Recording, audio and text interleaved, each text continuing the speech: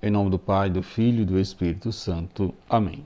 Amados irmãos, queridas irmãs, que a graça e a paz daquele que era, que é e que vem, esteja com você, esteja com toda a sua família. Bendito seja Deus que nos reuniu no amor de Cristo. Hoje, dia 16 de julho, quarta-feira da 15ª semana do Tempo Comum, dia em que celebramos a memória da bem-aventurada Virgem Maria do Monte Carmelo, a qual a tradição do Carmelo se refere que no ano de 1251, a Virgem Maria apareceu a São Simão Stock para revesti-lo com o escapulário carmelitano, com a promessa de salvação eterna. Hoje está largamente difundido entre os fiéis o uso de um pequeno escapulário como uma forma de participar das grandes graças concedidas por Deus pela intercessão de Nossa Senhora. Alimentemos o constante desejo de subir a montanha de Deus, que é Cristo, o rochedo que nos salva.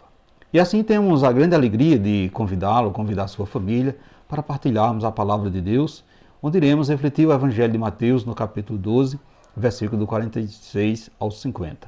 O Senhor esteja convosco, Ele está no meio de nós. Proclamação do Evangelho de Jesus Cristo, segundo Mateus. Glória a vós, Senhor. Naquele tempo, enquanto Jesus estava falando à multidão, sua mãe e seus irmãos ficaram do lado de fora, procurando falar com ele. Alguém disse a Jesus: olha, tua mãe e teus irmãos estão aí fora querendo falar contigo. Jesus perguntou àquele que tinha falado: quem é minha mãe e quem são meus irmãos?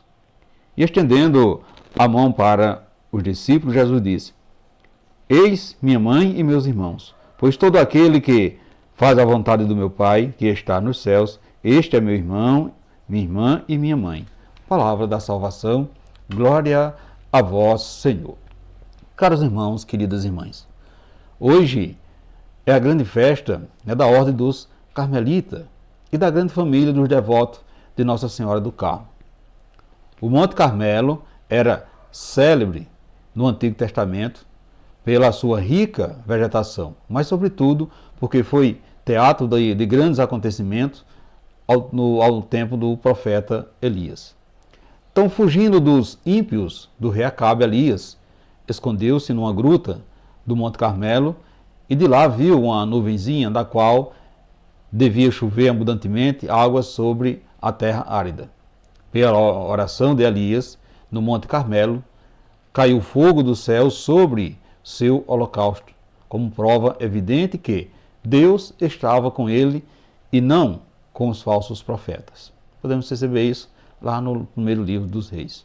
Portanto, meus irmãos, queridas irmãs, diante do Evangelho que acabamos de ouvir nesse dia de hoje, percebemos que Jesus, parecendo assim, negar sua mãe e seus irmãos de sangue, mas pelo contrário, em mais uma passagem, Jesus aproveita para nos responder e vai nos ensinando e afirma que todo aquele que faz a vontade do seu Pai são seus discípulos. E coloca Maria no mistério da igreja, na comunidade dos seus discípulos, porque somos todos irmãos e temos o mesmo valor, independente de qualquer diferença. Então ele escolheu seu Filho unigênito para salvar a todos, sem exceção, derramando seu sangue precioso todos os dias, implorando, na cruz, nos espera, sem desanimar e nem descansar de nos amar. Então basta somente aceitarmos o propósito de vida nova que Ele tem a nos oferecer e caminhamos permanentemente numa determinada decisão de fé. Assim, deixamos Ele agir na nossa vida. Assim possamos fazer como Nossa Senhora. Estar atento às palavras de Jesus. Fazer o que Ele nos pede. Como Maria disse, fazei tudo o que Ele vos disser. Caros irmãos, queridas irmãs, não devemos nos admirar da expressão que Jesus usou quando se referiu a sua mãe e seus irmãos. Quem é minha mãe e quem são meus irmãos? A mãe de Jesus é chamada de corredentora, porque em tudo fez a vontade do Pai, desde a encarnação até a sua morte e ressurreição, contribuindo, pois, para que o projeto de salvação do Pai se realizasse. Por isso, Jesus nos conscientiza de que todos nós somos chamados e chamadas a fazer parte de sua família, a exemplo de sua mãe. Fazer a vontade de Deus é, portanto, a condição de Jesus, que Jesus nos apresenta para que sejamos considerados membros da sua família. Podemos afirmar que somos escolhidos por Jesus Cristo para participar da sua família quando buscamos fazer em tudo a vontade do Pai que está no céu.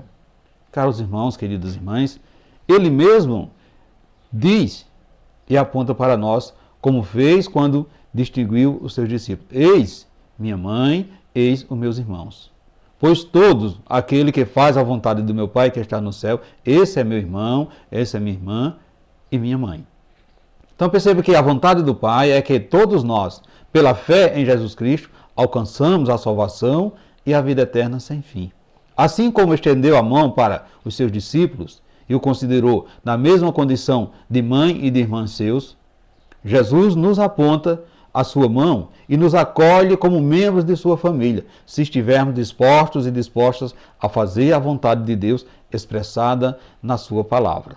Portanto, meus irmãos, queridas irmãs, é na palavra de Deus que conseguimos descobrir qual é a sua vontade para a nossa vida.